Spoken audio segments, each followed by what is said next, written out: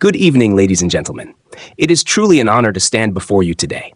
Before we begin, I'd like you to take a moment, just a moment, and picture your home. Not the version you show to guests, not the version you wish you had, but the real one, the lived-in one, the honest one, the one with that chair where clothes tend to pile up, the drawer that doesn't quite close anymore, the closet you open carefully just in case something falls out. Now here's the important question. How does that space make you feel? Does it give you peace, or does it quietly drain your energy? Because whether we realize it or not, our environment is constantly speaking to us. It speaks through what we see, what we step over, what we search for, and what we can't find. We live in a world that moves fast. We are constantly connected, constantly busy, constantly consuming. We bring things into our homes every day: packages, clothes, devices, memories, responsibilities. But here's the truth we rarely stop to consider. We are very good at bringing things in, but not very good at managing what stays. And over time, without intention, without structure, without awareness, our homes begin to change. Not suddenly, not dramatically, but slowly, quietly, almost invisibly, until one day we look around and realize our space is no longer supporting us. It's overwhelming us. And that's when we start to feel it. The stress of clutter, the frustration of disorganization, the fatigue of constantly managing things. But tonight is not about blame. It's not about guilt. It's about awareness. And more importantly, it's about possibility. Because no matter where you are right now, whether your home feels completely out of control or just slightly disorganized, change is possible. Not through perfection, not through expensive solutions, but through understanding, through intention, through simple, powerful shifts in how we think about our space. Tonight, we're going to explore something that may seem ordinary on the surface, but is actually deeply transformational: home storage solutions. But let me be very clear, this is not just about boxes. This is not just about shelves. This is not just about organizing your home. This is about reclaiming your time, reclaiming your energy, reclaiming your peace of mind. Because when you take control of your space, you begin to take control of your life. So I invite you to listen, not just with your ears, but with your experience, to reflect not just on your home, but on your habits, and to imagine, really imagine, what your life could feel like if your space truly worked for you. Let's begin. Let me start with a simple question. When you walked out of your home this morning, did you feel calm? Or did you feel just a little overwhelmed? Maybe it was the pile of shoes by the door. Maybe the overflowing closet. Maybe that drawer, you know the one, that refuses to close. Now let me ask you something deeper. What if I told you that the way we store our things is quietly shaping the way we live our lives? Tonight, we're not just talking about home storage solutions. We're talking about freedom. We're talking about clarity. We're talking about taking back control of our space and ultimately, our minds. Part 1, the hidden cost of clutter. Let's be honest. Clutter isn't just stuff. Clutter is stress in physical form. It's the visual reminder of unfinished decisions, of delayed action, of things we said we'd get to later. And research shows something powerful. When your environment is chaotic, your brain has to work harder to focus. That means more anxiety, less productivity, lower overall well-being. So when we ignore clutter, we're not just tolerating mess, we're tolerating mental overload. Part 2. The American lifestyle problem. In the United States, we live in one of the most abundant consumer cultures in history. We don't just buy what we need, we buy just-in-case items. One day I'll use this purchases. It was on sale decisions. And suddenly, closets become storage units. Garages become graveyards of forgotten intentions. Basements become museums of the past. But here's the paradox. We have more space than ever before, yet we feel like we have less room to breathe. Why? Because storage without strategy is just hidden clutter. Part 3. Storage is not about space. It's about systems. Here's the breakthrough idea I want you to remember tonight. You don't need more space. You need better systems. Let me say that again. You don't need a bigger house. You don't need another closet. You don't need more bins. You need intentional structure, because storage is not about where things go. It's about why they're there in the first place. Part 4, the psychology of letting go. Now let's talk about something uncomfortable. Why is it so hard to get rid of things? Because objects carry stories. That old jacket? A memory. That box of cables? A what if. That unused kitchen appliance? A version of yourself you thought you'd become. We don't hold on to things. We hold on to identity, possibility, and emotion. So when we declutter, we're not just organizing. We're making decisions about who we are and who we're not anymore.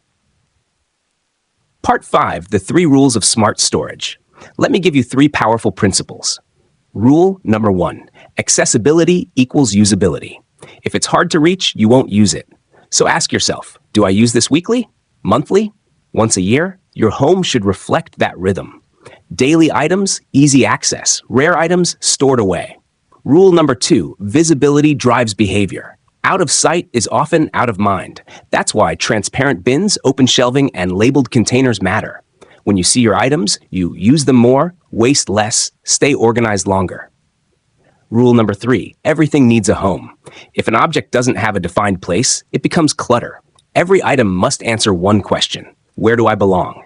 If it can't answer that, it probably doesn't belong in your home. Part 6, room by room transformation. Let's walk through your home. The kitchen. The heart of the home, and often the most chaotic. Solution: group items by function. Use vertical space. Clear countertops. A clean kitchen doesn't just look better, it makes you eat better. The bedroom. This should be your sanctuary, not your storage unit. Solution: underbed storage for seasonal items, minimal nightstands, closet rotation systems. Your bedroom should say, rest here, not finish everything you didn't do today. The living room. This is where life happens, so keep it intentional. Solution: hidden storage furniture. Limit decorative clutter, create zones for activities. The garage. The final frontier. For many Americans, this is where organization goes to die. But it doesn't have to be that way. Solution: wall-mounted systems, clear categorization, regular purging. Your garage should support your life, not bury it. Part 7, the emotional shift. Here's what happens when you implement real storage solutions. You don't just clean your home, you change your state of mind. You think more clearly, move more freely, feel more in control. Because order in your space creates order in your life. Part 8, the discipline of maintenance. Let me be honest with you. Organization is not a one-time event. It's a habit, a lifestyle, a decision you make every day. The rule is simple. Don't put it down, put it away. That one shift can transform your entire home. Part 9, the bigger picture. This isn't really about storage. It's about how we choose to live. Do we live surrounded by excess, burdened by accumulation? Or do we live intentionally, lightly, freely? Because at the end of the day, your home should support your life, not suffocate it. Part 10, a call to action. So tonight, I challenge you. When you go home, don't try to fix everything. Just start with one space, one drawer, one shelf, one corner, and ask yourself, does this space serve me or stress me? Then take action. Not tomorrow, not next week, tonight. Part 11, the financial impact of organization. Let's talk about something everyone in this room understands: money. Clutter is expensive, not just in what you've already spent, but in what you continue to lose. Think about this. How many times have you bought something you already owned? How often do items expire because you forgot they were there? How much do we spend on storage units for things we never use? Disorganization creates hidden costs, duplicate purchases, wasted food, lost items, late fees, missed opportunities. But when your home is organized, you buy less, use more, waste less, save more. Organization is not just a lifestyle upgrade, it's a financial strategy. Part 12, technology and modern storage solutions. We are living in the age of innovation, and storage has evolved far beyond plastic bins and shelves. Today we have smart closets, app-based inventory systems, modular furniture, space-saving designs. Imagine opening your phone and knowing exactly where everything is. Imagine furniture that transforms, beds that lift into walls, tables that expand, storage hidden in plain sight. Technology allows us to do more with less space. But remember this, technology is a tool, not a solution. Without discipline and intention, even the smartest system will fail. Part 13, teaching the next generation. If we don't teach organization, clutter becomes a legacy. Children don't learn organization from instructions. They learn it from observation. If they grow up in chaos, They normalize chaos, but if they grow up in structured, intentional spaces, they learn responsibility, discipline, ownership. Teach them simple habits. Put things back after use. Donate what you don't need. Respect shared spaces. Because when a child learns to organize their room, they're really learning to organize their life.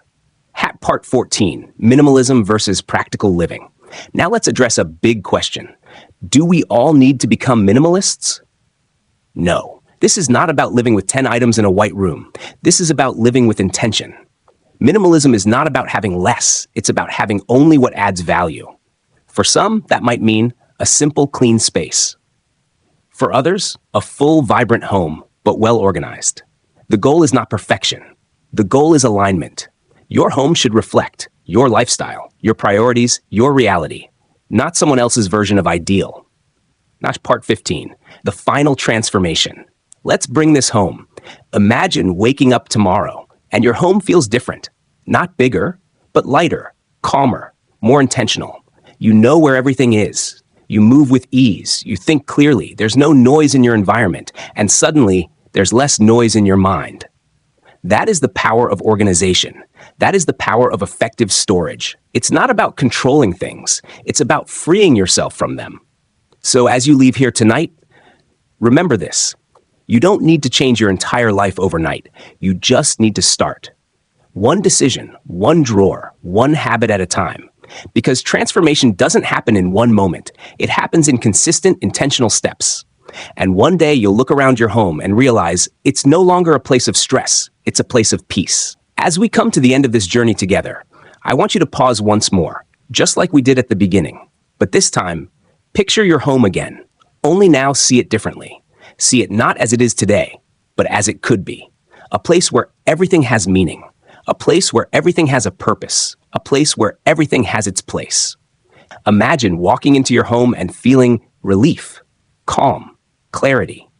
Imagine no longer wasting time searching for things, no longer feeling overwhelmed by what surrounds you, no longer carrying the silent weight of disorganization. Because here's what we've discovered today. This was never just about storage. It was never just about organizing your belongings. It was about something much deeper. It was about how we relate to what we own. It was about how we design our daily lives. And ultimately, it was about how we choose to feel in our own space. Because your home is not just where you live. It's where you think. It's where you rest. It's where you grow. It's where your life unfolds. And you deserve for that space to support you, not stress you, to energize you, not exhaust you, to reflect who you are today, not who you used to be. So as you leave here tonight, I don't want you to feel overwhelmed. I don't want you to feel like you have to change everything at once. Instead, I want you to carry one simple idea with you. Small changes create powerful transformations. One drawer, one shelf, one decision at a time. Because every time you choose to keep only what matters, to give everything a place, to create order instead of chaos, you are not just organizing your home, you are building a better way of living, a calmer way of living, a more intentional way of living. And over time, those small decisions become habits. Those habits become lifestyle. And that lifestyle becomes peace. So don't wait for the perfect moment. Don't wait for more time. Don't wait for motivation. Start where you are with what you have right now. Because the life you want, the clarity you seek, the peace you deserve is not somewhere far away. It begins right at home. Thank you.